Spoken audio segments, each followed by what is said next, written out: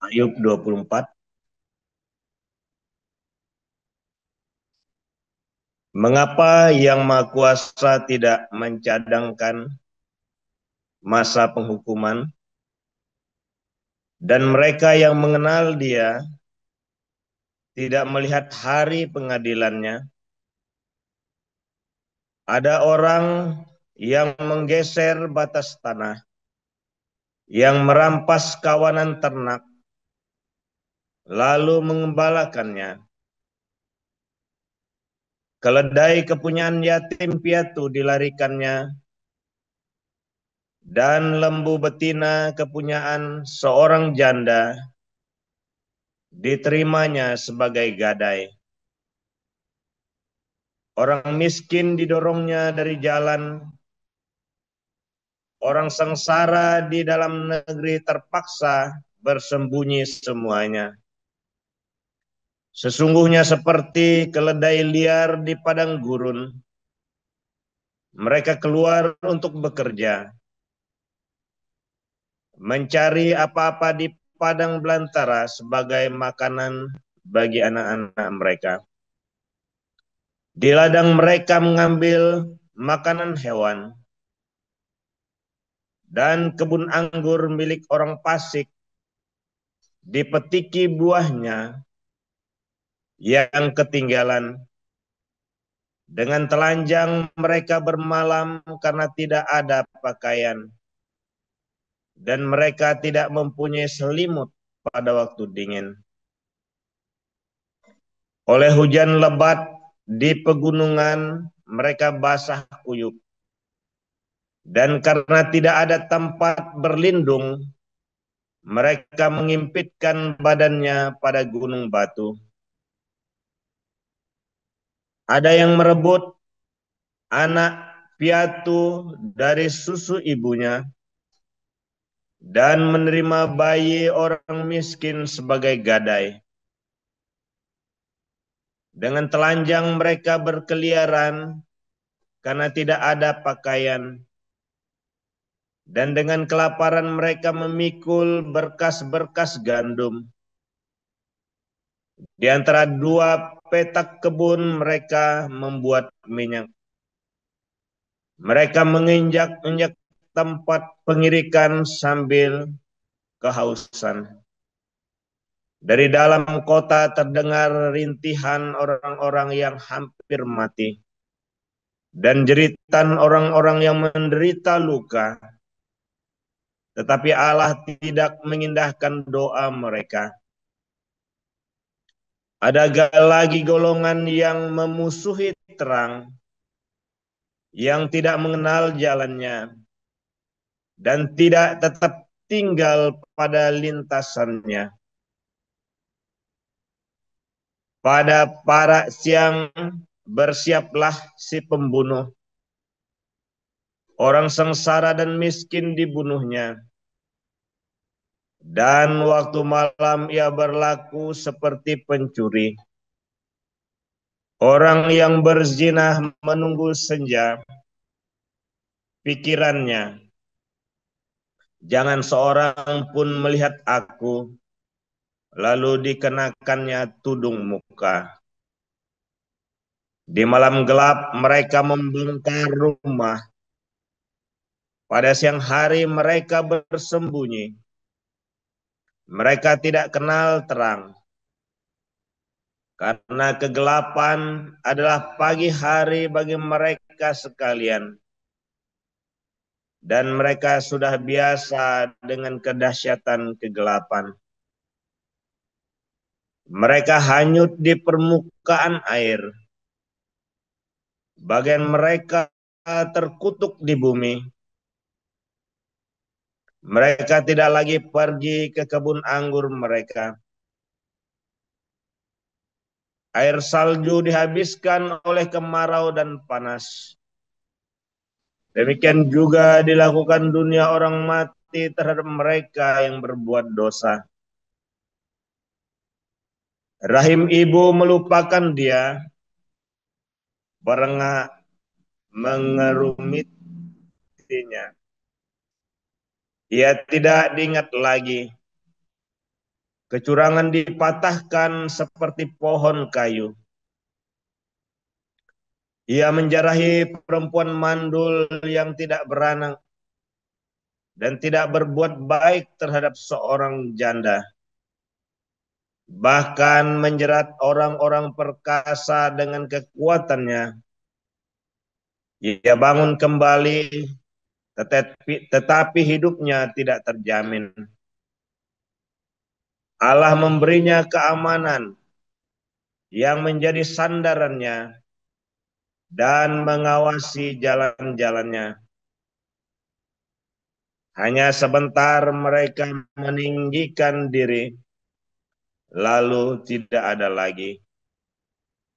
Mereka luluh, lalu menjadi lisut seperti segala sesuatu. Mereka dikerat seperti hulu tangkai gandum. Jikalau tidak demikian halnya, siapa berani menyanggah aku dan meniadakan perkataanku?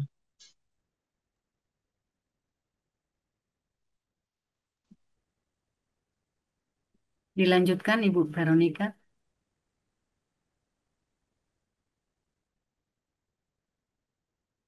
Satu Petrus 1 ayat 1 sampai 25.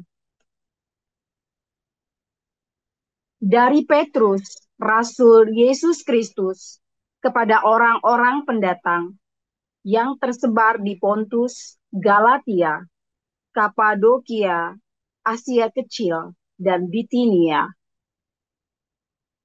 yaitu orang-orang yang dipilih sesuai dengan rencana Allah, Bapa kita, dan yang dikuduskan oleh Roh, supaya taat kepada Yesus Kristus dan menerima percikan darahnya. Kiranya kasih karunia dan damai sejahtera makin melimpah atas kamu.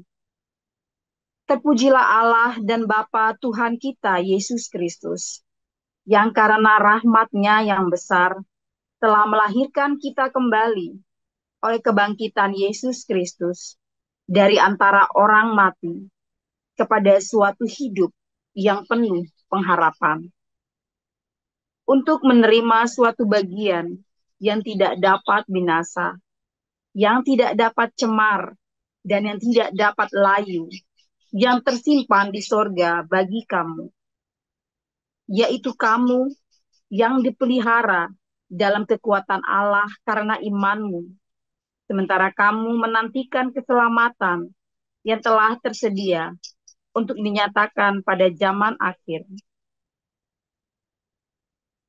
Bergembiralah akan hal itu, sekalipun sekarang ini kamu seketika harus berduka cita oleh berbagai-bagai pencobaan. Maksudnya semuanya itu ialah untuk membuktikan kemurnian imanmu yang jauh lebih tinggi nilainya daripada emas yang fana, yang diuji kemurniannya dengan api, sehingga kamu memperoleh puji-pujian dan kemuliaan dan kehormatan pada hari Yesus Kristus menyatakan dirinya. Sekalipun kamu belum pernah melihat Dia, namun kamu mengasihinya, kamu percaya kepada Dia, sekalipun kamu sekarang tidak melihatnya. Kamu bergembira karena sukacita yang mulia dan yang tidak terkatakan, karena kamu telah mencapai tujuan imanmu, yaitu keselamatan jiwamu. Keselamatan itulah yang diselidiki dan diteliti oleh nabi-nabi yang telah bernubuat tentang kasih karunia yang diuntukkan bagimu.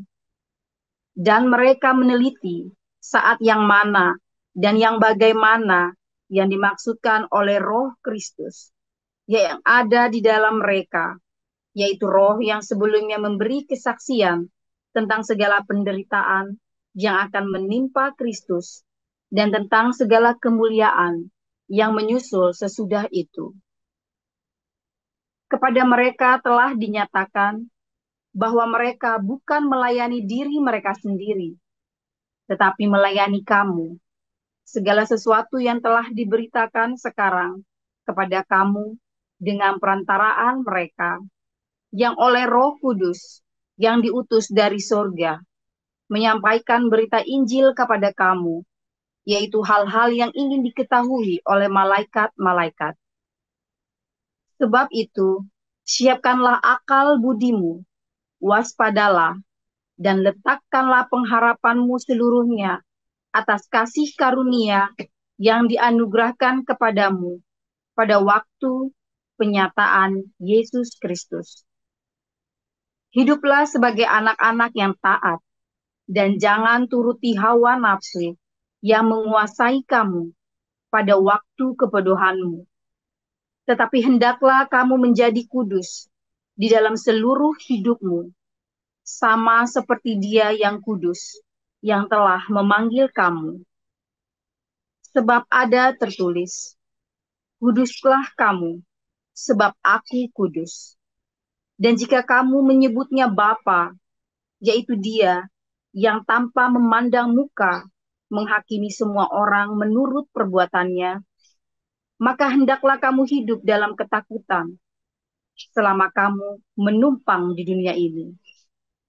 Sebab kamu tahu bahwa kamu telah ditebus dari cara hidupmu yang sia-sia, yang kamu warisi dari nenek moyangmu. Itu bukan dengan barang yang fana, bukan pula dengan perak atau emas, melainkan dengan darah yang mahal, yaitu darah Kristus, yang sama seperti darah anak domba, yang tak bernoda dan tak bercacat. Ia telah dipilih sebelum dunia dijadikan, tetapi kamu baru menyatakan dirinya pada zaman akhir. Oleh Dialah kamu percaya kepada Allah, yang telah membangkitkan Dia dari antara orang mati, dan yang telah memuliakannya, sehingga imanmu dan pengharapanmu tertuju kepada Allah. Karena kamu telah menyucikan dirimu oleh ketaatan kepada kebenaran, sehingga kamu dapat mengamalkan kasih persaudaraan yang tulus ikhlas, hendaklah kamu bersungguh-sungguh, saling mengasihi dengan segenap hatimu. Karena kamu telah dilahirkan kembali, bukan dari benih yang fana, tetapi dari benih yang tidak fana, oleh firman Allah yang hidup dan yang kekal. Sebab semua yang hidup adalah seperti rumput, dan segala kemuliaannya seperti bunga rumput. Rumput menjadi kering, dan bunga gugur. Tetapi firman Tuhan tetap untuk selama-lamanya. Inilah firman yang disampaikan Injil kepada kamu.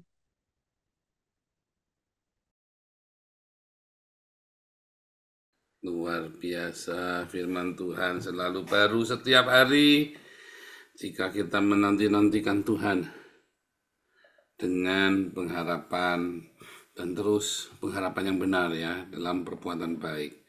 Karena kalau Anda tidak berharap dengan benar, Anda berhenti berbuat baik, itu berarti Anda nggak berharap tuh. Ya, karena semua yang Anda hadapi itu hanya ilusi. Yang real adalah responnya. Ya, ingat-ingat ya. Dan kadang-kadang kita ngomongin begini orang nggak percaya ya. Ya, dicoba saja saudara ya. Kalau saya ya, Anda nyoba itu ruginya apa? Saya selalu berkata sama anak buah saya dari dulu ya, too many reason to say no. Banyak alasan kalau mau bilang, Anda nggak bisa lah, inilah, adulah, ada rambutnya kecengklak lah, ada, aduh segala macam ya saudara ya. Banyak alasan mungkin kalau bilang enggak. Tapi satu-satunya alasan ya untuk kamu bilang iya adalah apa saudara? Ya willingness, mau apa enggak. The only reason to say yes is willingness. Tim saya selalu begitu dari dulu saudara ya. Kalau Anda bekerja dengan tim dengan saya, too many reason to say no. Tinggal sama saya. The only reason to say yes is willingness. Ya, itu beneran ya. Dan saya tidak pernah meninggalkan orang yang bersama dengan saya. Ya, tidak pernah saya tinggalkan orang yang bersama dengan saya. Tapi kalau Ya saya ditinggal sering ya, tinggal dikhianati, kita sudah biasa. Ya, cuman saya tidak pernah ninggal orang. Nah, makanya itu tadi ya, banyak sekali Anda hidupnya itu terlalu banyak alasan ya untuk enggan. Satu-satunya alasan Anda untuk melakukan dan untuk melangkah di padang gurun itu, Anda mau apa enggak ke tanah perjanjian? Udah gitu saja kan? Udah aku di sini saja kan? Banyak oke tunggale. Ya kan? Orang Islam itu kan tinggalnya di padang gurun tuh. Ya kan? Semua orang Islam itu tinggal di padang gurun. Ya. Makanya mereka tidak akan bisa menabur dan menuai. Tidak ada prinsip tabur tuai. Kenapa? Karena mereka nggak pernah nabur. Untukku dan untukku, take. Dia akan ambil, ya. Orang-orang ateis itu tidak akan pernah tinggal di padang gurun. Tidak akan pernah keluar dari padang gurun. Karena mereka berpikir dengan logika mereka. Ya kan? Bagaimana mereka menciptakan peralatan-peralatan untuk survive di padang gurun, ya. Dan mereka tetap berbeda dengan orang Kristen. Kalau Anda hidup takut akan Tuhan, kalau Anda hidup dengan cinta, Anda akan masuk ke tanah perjanjian. Eropa, ya, pernah, saya bilang pernah, seluruh Eropa dilanda cinta yang membara dari surga. Diakonia yang luar biasa, saudara. Sampai hari ini masih ada sisanya. Masih bersisa, masih berasa. Beda dengan Bizantin, ya Turki. Waktu itu para bisopnya korup, ya saudara ya. Para bisopnya korup. Sehingga apa? Ya, sehingga ditaklukkan oleh Islam. Dan mereka hancur. Tetapi Eropa sendiri, ya, sampai dengan hari ini, bahkan struktur pajaknya pun adalah untuk diakonia, ya, untuk mensejahterakan rakyatnya. Makanya sulit untuk diislamkan. Bizantin itu selesai sebentar, tapi coba Prancis, Spanyol, wah nggak mudah tuh, nggak mudah. Kemarin sudah kita belajar ya 3 hal ya. Bagaimana kamu dengan insting, dengan naluri binatangmu survive di padang gurun. Kedua dengan logika berpikirmu. Ketiga dengan tinggal tenang percaya bersama dengan Tuhan Yesus. Itu cara survive di padang gurun. Nomor 1 dan 2 tidak akan membawamu ke tanah perjanjian. Karena kamu akan sibuk dengan padang gurun. Nomor 3, kamu tiba-tiba nyampe ke sana. Ya, tiba-tiba nyampe ke tanah perjanjian. Yang nomor 3. Nah, hari ini, saudara, bagaimana ya saya bagaimana orang-orang yang memilih nomor 1 dan nomor 2. Mengapa orang cenderung memilih nomor 1 dan 2 dan tidak mau nomor 3? Ya, mengapa orang cenderung memilih 1 hidup dengan nalurinya, senggol bacok pokoknya, aku bisa ambil dulu, ya. Kedua dengan logikanya, bangga dengan logika berpikirnya untuk bisa menang, untuk bisa survive, ya. Nah, itu kan yang dilakukan seperti itu, ya. Itu sekarang yang kenyataan yang terjadi. Mengapa orang tidak mau memilih yang nomor 3? Bersuka cita selalu, mengucap syukur, ada iman, pengharapan, kasih. Mengapa nggak mau nomor 3 ya? Selalu maunya nomor 1. Iya kan? Dengan insting, naluri. Iya kan? Survive. Padahal nomor 1 itu salah loh, saudara. Hatimu nggak akan sejahtera loh. Senggol bacok itu nggak enak loh. Keras hidupmu. Keras, saudara ya. Suatu ketika orang akan balas kamu. Suatu ketika orang akan ngerjain kamu juga. Karena itulah hidup kejam. Ya. Tapi kamu suka yang itu. Kenapa? Kenapa kita suka yang itu? Karena ego kita dipuaskan, daging kita dipuaskan, saudara ya, dagingnya. Ya, hawa nafsu kita kan, wah, adrenalin tuh ya. Begitu musuh-musuhmu hancur, puas rasanya. Apalagi mereka hancur dengan tanganmu, kamu gerus dengan bogemnya kamu. Rasanya puas sekali. Karena manusia senang menikmati ketika dendamnya dilampiaskan. Ya kan? Naluri insting itu kan melampiaskan dendam, hawa nafsu. Ketika ada di padang gurun, kamu berkompetisi dan bagaimana aku menang atau kamu menang. Ya kan? Kalau aku mau hidup, aku harus bunuh kamu. Artinya harus binasakan, harus musnahkan. Apapun namanya lah, dari yang ya harus singkirkan kamu lah, musnahkan kamu lah, bunuh kamu lah, aku harus, ya kan? Pokoknya untuk menang aku harus singkirkan. Ya, homo homini lupus, manusia menjadi serigala bagi sesamanya. Itulah insting manusia, the animal instinct padang gurun. Nikmat rasanya, makanya orang suka nomor satu.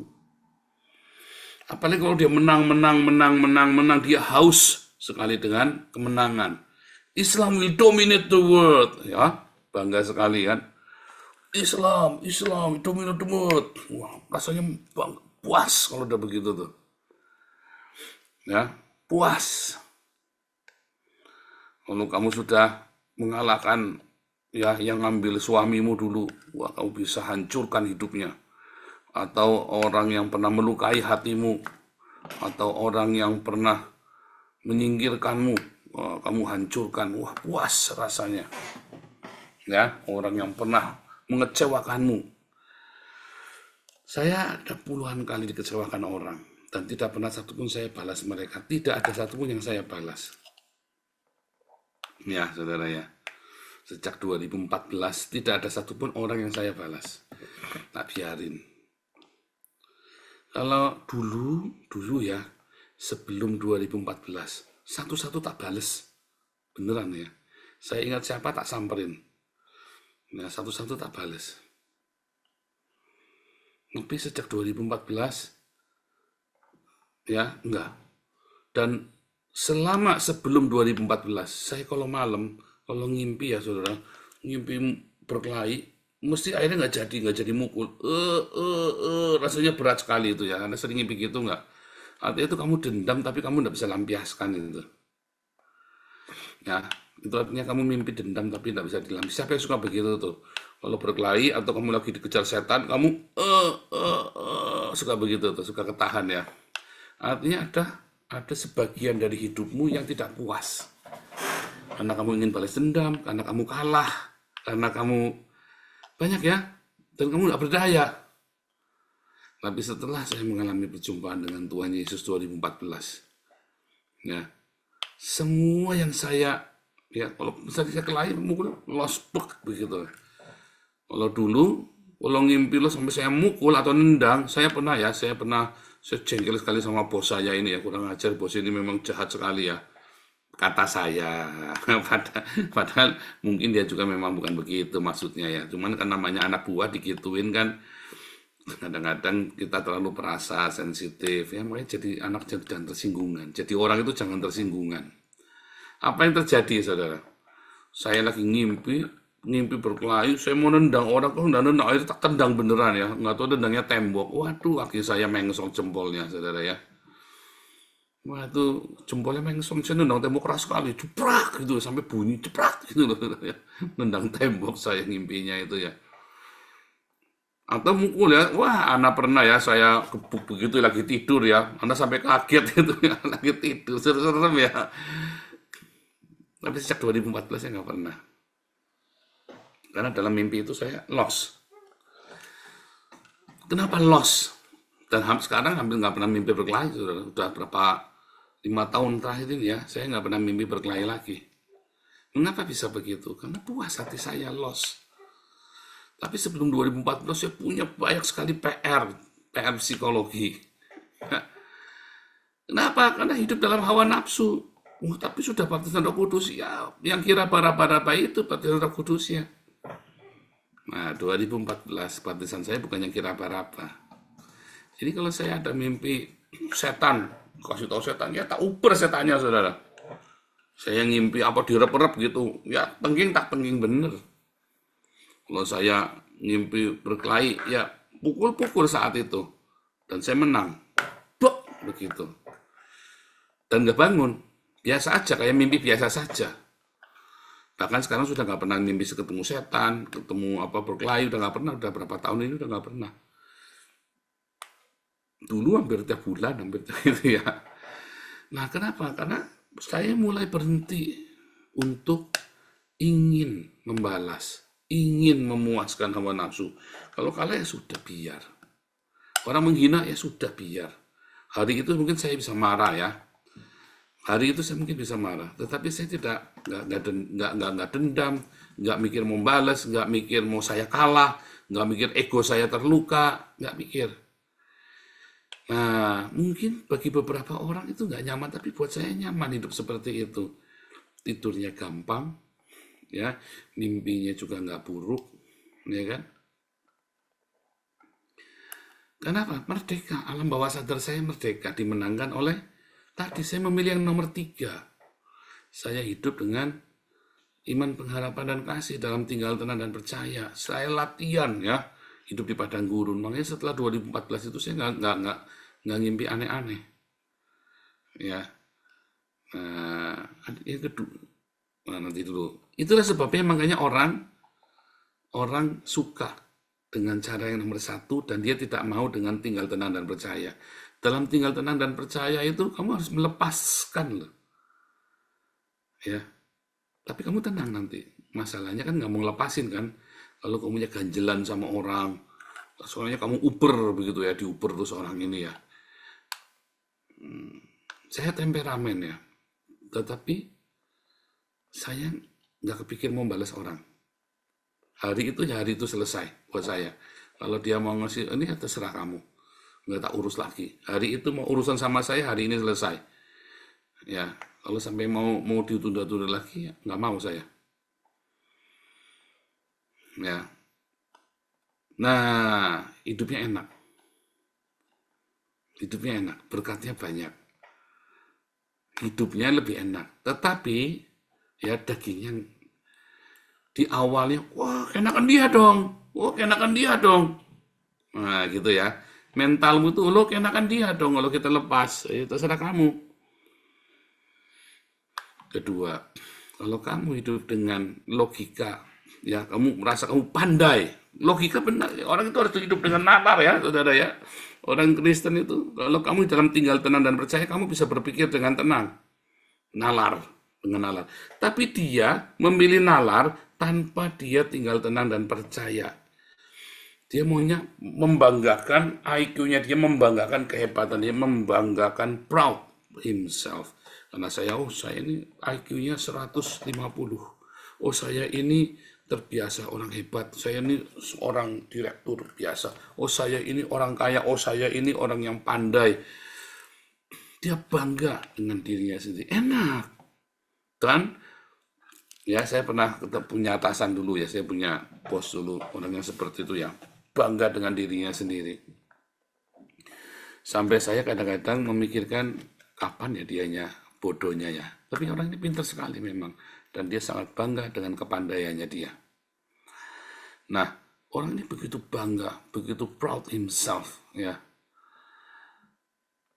Sehingga akhirnya dalam kebanggaan terhadap dirinya sendiri itu ya dia nggak butuh Tuhan. Dia tidak butuh yang lain. Jangankan Tuhan, dia tidak butuh teman-temannya. Dia jalan sendiri. Karena dia proud himself. Ya. Nah, itu memang enak, puas ya. Apalagi kalau berhasil kan, makin egonya makin besar kan. Nah, enak. Makanya orang memilih untuk mengandalkan kekuatannya sendiri. Tuhan berkata, terkutuklah orang yang mengandalkan kekuatannya sendiri, kepandaiannya sendiri, ya, kelihayannya, ketampanannya, kecantikannya, kebisaannya. Terkutuklah. Bagaimana bisa menjadi terkutuk? Artinya dia tidak hidup di dalam berkat, Dia hidupnya ya dia harus mengerahkan sekuat tenaga. Ngoyo ya. Tetapi kalau kamu memilih nomor 3, memilih untuk kamu hidup ya dalam tinggal tenang dan percaya di padang gurun, melekat erat sama Tuhan, kamu akan punya nalar. Kamu akan punya nalar yang sehat loh saudara. Logika berpikirmu itu akan sehat. Bukan karena kamu jago, bukan. Bukan karena kamu hebat, pintar, bukan. Tapi karena kamu tenang, begitu tenang, sehingga kamu bisa melihat inilah jalan, ikuti, inilah jalan, ikuti. Kamu bisa tahu, instingmu, nalurimu adalah sebuah tuntunan dari Roh Kudus. Jalan. Ya, ini jalan, ikuti, kayak Yesaya 30. Inilah jalan, ikuti. Air dan roti serba sedikit, tetapi kamu akan lihat jalan setapak itu diterangi. Ini jalan ikuti, tiba-tiba ini jalan ikuti. Nyampe tuh di padang gurun. Tapi orang kan nggak mau, nomor 3, maunya ngekat nomor 1 dan nomor 2. Nah itu yang namanya rumput di padang gurun tuh. Ya, kamu bangga, kamu puas dagingmu, dan kamu mati di padang gurun. Dengan kebanggaanmu itu tadi. Dengan kesombonganmu, dengan keangkuhan hidupmu, dengan hawa nafsumu, kamu mati di padang gurun. Dan itu terjadi dengan orang-orang di sekitar saya. Saya banyak melihat orang-orang seperti ini. Dulu saya pikir bangga, ya, proud, ya kan? Enggak, bodoh. Prinsip ini prinsip, lebih baik saya mati miskin daripada yang lain. Ya banyak sekali ya. Saya pernah mau tolong orang, dia punya ini, kenapa kamu nggak seperti ini? Oh enggak mau Pak, itu prinsip hidup saya Pak. Padahal enggak prinsip hidup saya. Dalam hati kamu kere aja, kebanyakan prinsip lah. Makanya kamu kere, karena kebanyakan prinsip. Ya enggak? Cukup kamu jangan maling, kamu jangan korupsi, kamu jangan bohong. Kenapa sih kamu kudu banyak, oh saya pantang Pak. Terima yang begini Pak, oh saya pantang. Pak jualan firman Tuhan. Loh, ada orang ngeritik, nyindir saya ya, Mak, saya pantang jualan firman Tuhan cari uang. Saya kadang-kadang tak mikir ya. Ada orang pantang jualan firman Tuhan. Ya, karena dia lagi ngomongin saya, begitu lagi nyindir. Jualan firman Tuhan. Kalau gitu pendeta-pendeta itu semua, jangan ada yang jadi pendeta kalau begitu ya. Termasuk pendetanya dia yang dia kagumi. Harusnya kan enggak usah. Kalau gitu jangan, lalu kenapa kamu bisa kagum sama pendetanya kamu itu? Kan jualan firman Tuhan, sama apa bedanya? Nah itu ya saudara ya. Gila ya orang-orang itu ya, sombong. Dalam hati saya ya, kamu nikmatilah padang gurunmu. Saya ngeliatin orang ini sambil, nikmatilah padang gurunmu. Dalam hati saya, maaf ya, goblok. Dalam hati goblok. Cuma ya biarin aja kan, hidupnya dia kan. Ngapain saya ngatur-ngatur lagi? Saya ajarin ya saudara ya, malah marah saya ajarin. Ya sudah terserah kamu. Kamu kan datang sama saya minta tolong. Saya ajarin, malah marah. Ya sudah, jalanin saja saya bilang. Enggak apa-apa toh. Nah itu loh saudara, prinsip. Ya papi saya sering bilang gitu, ini prinsip. Mati dimakan prinsipnya dia. Kere sampai mati. Saudara, siapa di sini dikit-dikit prinsip, saudara. Jangan-jangan prinsipmu salah loh. Hati-hati loh, saudara. Jangan-jangan prinsipmu salah. Saudara kalau kerja, ya ingat-ingat ya, kamu ada banyak sekali prinsip, lepasin dulu.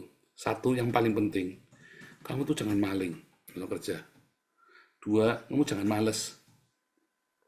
Nah, yang ketiga jangan ngomel. Jangan selalu ngomong ya di belakang gitu ya. Nah itu, daripada kamu prinsip saya tidak mau terima uang yang misalnya apa gitu ya, prinsip, bukan saudara. Yang penting kamu yang jujur, yang penting kamu jangan mencuri, ya, jangan ngomel, ya, yang rajin kerja, tambah kamu rendah hati, nanti pasti kerjaan kamu sukses, berhasil, pasti itu. Oh, prinsip, saya nggak mau kerja sama, ada lagi ya, nih ya, prinsip. Saya nggak mau kerja sama orang pribumi, ada ya, ada yang begitu ya. Saya nggak mau punya atasan orang pribumi. Oh, orang Tionghoa ada yang begitu ya, saudara ya. Orang Tionghoa ada yang begitu. Hati-hati kamu. Ya, ada lagi ya orang Jawa, prinsip saya tidak mau punya atasan orang Batak misalnya. Ada yang begitu juga ya. Prinsip-prinsip yang konyol gitu loh, yang nggak masuk akal itu karena kesombonganmu. Wah, rasanya prinsip keluargamu yang paling benar. Ya, matilah dalam prinsipmu itu. Prinsip yang tidak perlu, padahal sebenarnya cuma simpel saja. Prinsip itu, ya prinsip-prinsip itu tuh ya, jangan sampai prinsip yang melanggar firman Tuhan, jual diri, ya kan, kamu menyakiti orang lain, jangan. Tapi karena prinsip-prinsip kesombonganmu itu, ya, makanya mereka semua menjadi rumput yang layu di padang gurun. Sia-sia hidup mereka semua. Sia-sia ini kamu gagal di padang gurun, mati. Makanya pada mati di padang gurun. Ya kan? Dalam penderitaanmu kan. Ya siapa suruh?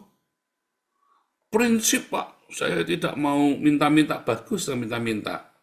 Kalau ada orang ngasih, prinsip, Pak. Saya tidak mau, Pak. Ya, terserah tidak mau ngasih. Kalau kamu ngasih segini loh ya.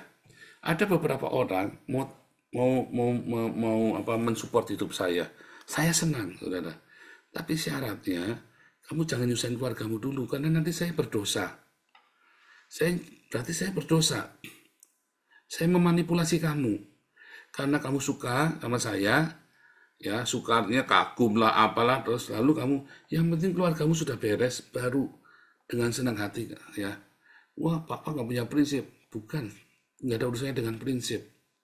Ya, karena saya pun kalau saya berlebih, saya suka nabur ke orang. Ya, kalau saya berlebih pun saya suka nabur ke orang. Makanya jangan sok prinsip.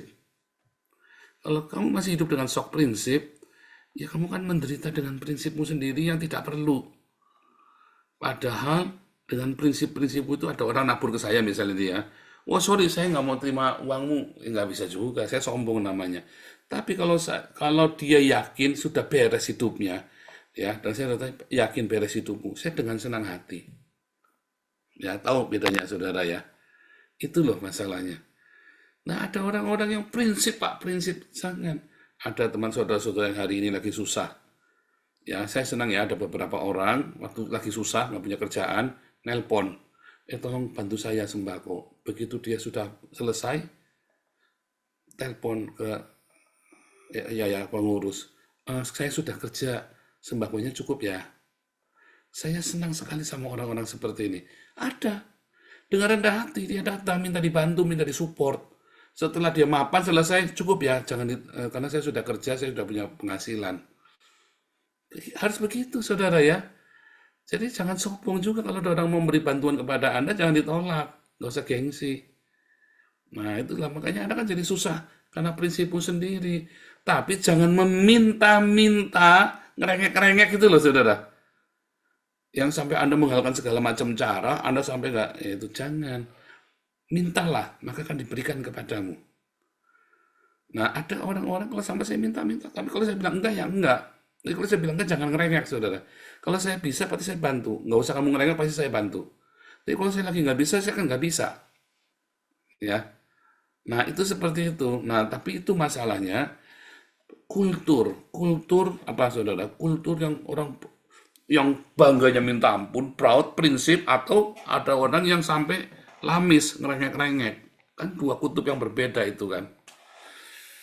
Yang satu hawa nafsu, yang satu prinsip kesombongannya dia. Nah, itulah di padang gurun. Nah, itu semua sia-sia. Ya sudah, apa adanya saja. Lagi butuh, ya ditolong.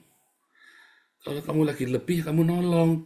Saya lagi butuh, ditolong. Ya saya dengan senang hati. Tapi waktu saya berlebih, saya langsung kirim ke yayasan semua, berlebihannya itu.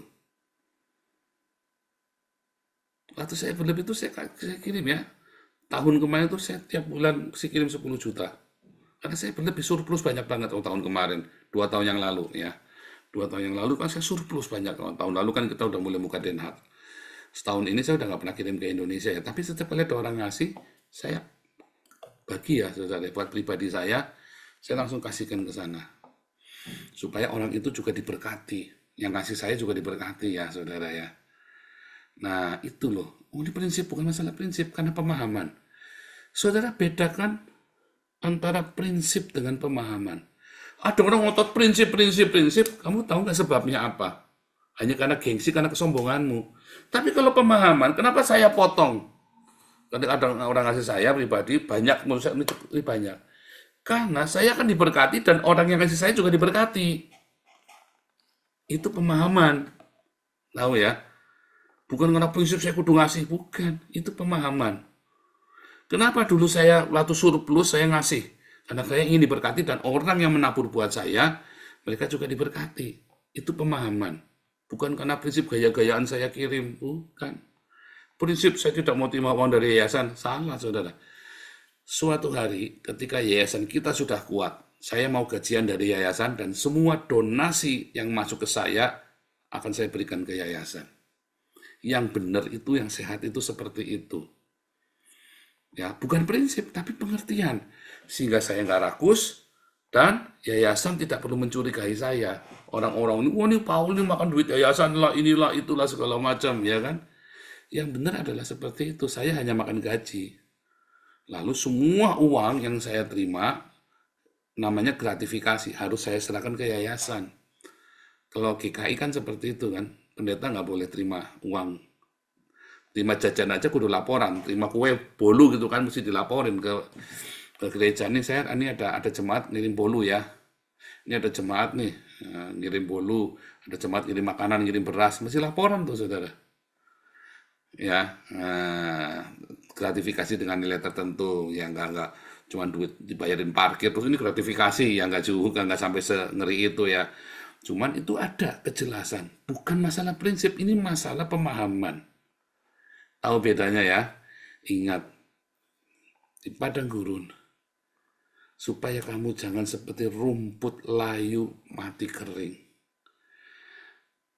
Milikilah ya dalam tinggal tenang dan percaya kepada Tuhan Yesus. Nanti kamu masuk ke tanah perjanjian. Kamu akan punya nalar logika benar yang tenang. Dan kamu, hatimu, ya instingmu akan dituntun oleh Roh Kudus. Bukan oleh hawa nafsumu. Ya, Tuhan Yesus memberkati.